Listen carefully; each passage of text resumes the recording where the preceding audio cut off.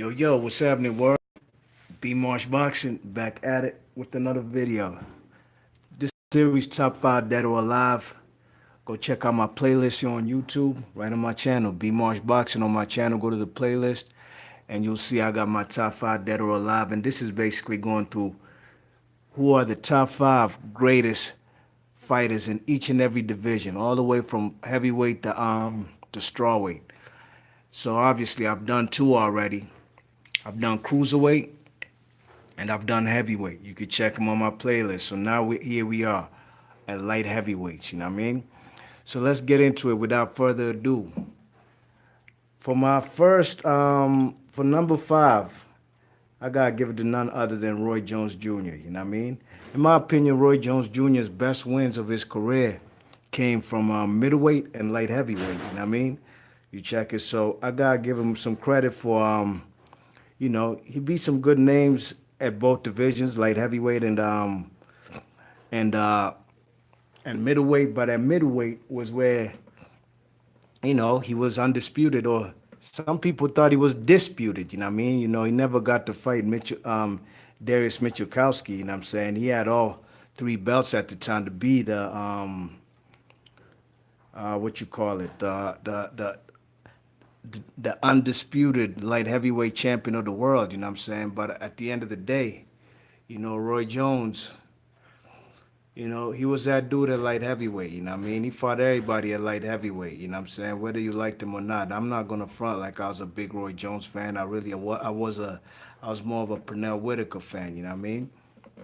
You check it at the time, these were the guys who were at the top of the pound for pound list. You check it, but light heavyweight tours where the losses started occurring. You know what I mean? But at the end of the day, like I said, I do consider him having his best years and longest reigns as a champion were at light heavyweight. You check it, from light heavyweight. You know what I mean? With his first W when he fought an agent and fading Mike McCallum. You know what I'm saying? But he gave the old man a shot to make some money. And you know what I'm saying? He beat him for the WBC belt. You know what I mean? In his next title defense, he got that disqualification loss to Montel Griffin. Montel Griffin was a good fighter, man. Let's not get it twisted. This is a guy, Montel Griffin, who got a W over James Toney in his 15th bout of his career. You know what I mean? Got a couple W's over him, matter of fact. You know, the first one was, kind of controversial, but at the end of the day, that's the first man to beat Roy Jones, Montel Griffin. Then we already know what happened in the rematch. The man Roy Jones obliterates him in 1 round, knocks him out silly. The man was doing the Trevor Berbick dance. Montel Griffin was, you know what I'm saying?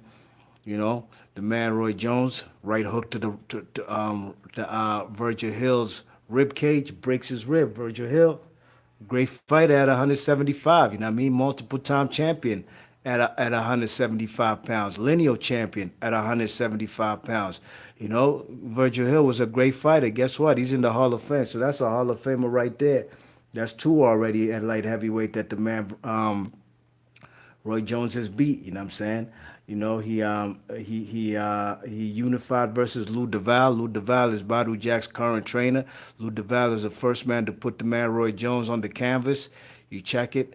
But Roy Jones unified, you know what I mean? Then he also unified with Reggie Johnson, another champion who was a great fighter at middleweight. You check it, and he also attained a belt at light heavyweight, and that's how the man Roy Jones became undisputed. WBA, WBC, and won the IBF title from Reggie Johnson. You check it. You see these fights over here with Dave Telesco, Richard Hall, Eric Harding, Derek Harmon. These are the type of guys he fought at light heavyweight. Julio Cesar Gonzalez, the first man to beat Darius Michalkowski. You know what I mean? That's a guy that Roy Jones was putting on the ground. He put him on the canvas numerous times, knocking him around the ring all silly. You know what I mean? So we got to give Roy Jones credit for his light heavyweight run. You know what I mean? Glenn Kelly, when he had that infamous, knockout punch with his hands behind his back. He even stopped Clinton Woods, who went on to become a future IBF champion. You check it. Then he went up to light heavy, to heavyweight. He beat John Ruiz. Then he came back down. He got a controversial decision to Antonio Tarver. Then he lost to Antonio Tarver in the rematch. Then he got knocked out in the rematch by Tarver. He got knocked out by Glenn Johnson.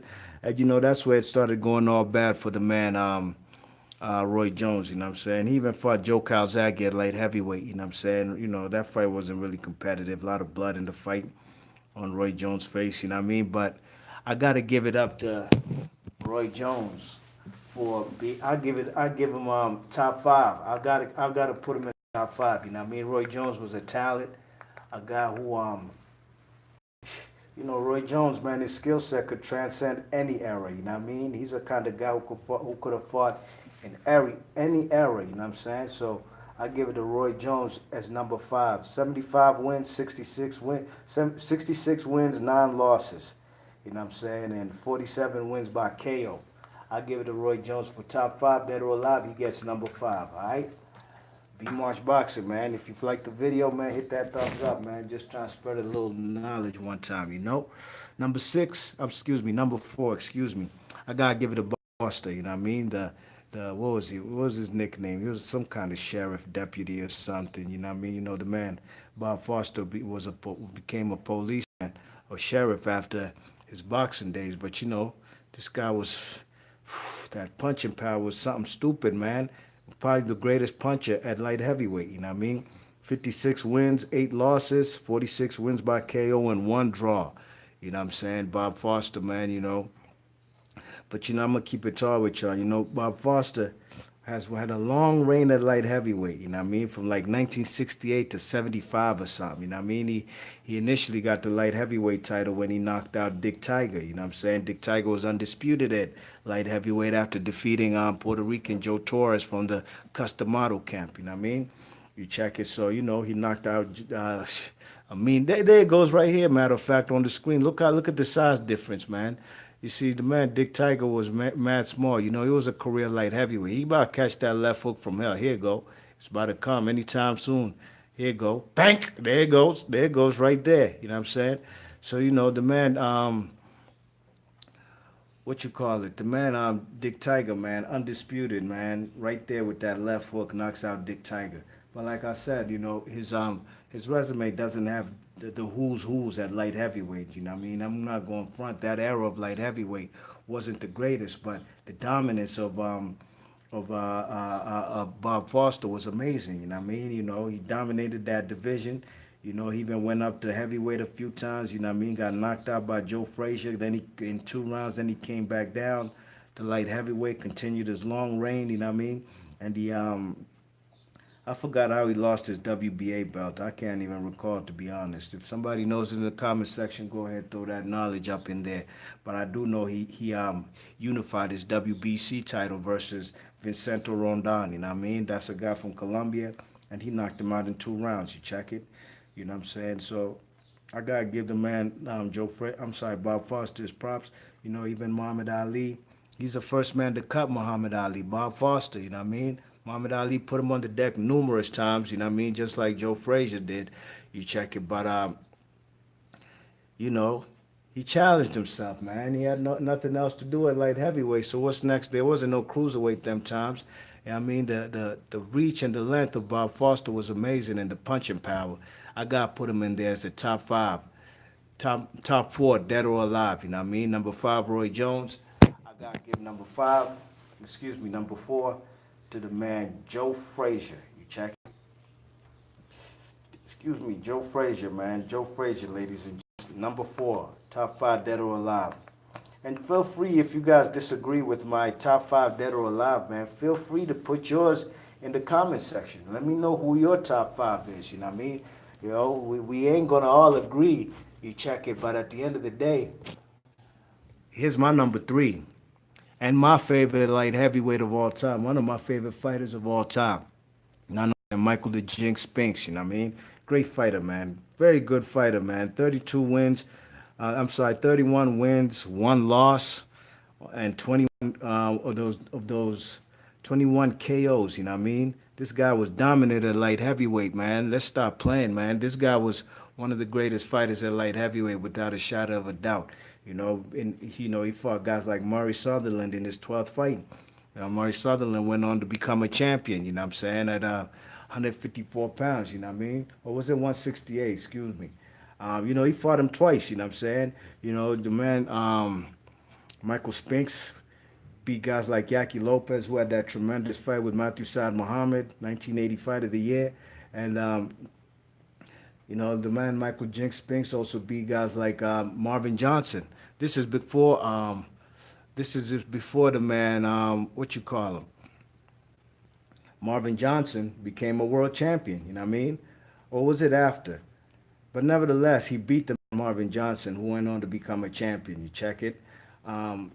He beat Eddie Mustafa at the time. I think he was still Eddie Gregory. No, I think it was Eddie Mustafa. Eddie Mustafa Muhammad. He beat him unanimous decision to claim the light heavyweight title, WBA. So that was the first time he became a champion in 17-0. I mean, this was a guy who was a former gold medalist Olympian, you know what I mean? In the 76 Olympics, you check it. You know what I mean? Then he went on to unify, became undisputed when he beat, what's his name? Dwight Kawhi Muhammad, you know what I mean? He beat him up via unanimous decision to claim the ring and the lineal title, you know what I mean? So Dwight Kawhi Muhammad was a great fighter at light heavyweight, and Eddie Mustafa Muhammad. And those are guys that Michael Spinks beat, you know what I mean? So I got to give him his credit. You check it, got to give him his credit for beating these great fighters. You know what I'm saying? Then he got the IBF title when he beat Eddie Davis. You know what I'm saying? And he went on to heavyweight, and he got two controversial decisions versus Larry Holmes. You know what I mean? But he challenged himself, man. He went up to light heavyweight the heavyweight, and he claimed the heavyweight crown. You know what I'm saying? The IBF and the lineal title.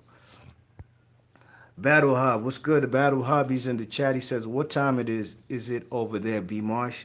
It is 12:41 p.m. 12:41 p.m. over here in Nairobi, Kenya. You know what I'm saying? Yes, indeed.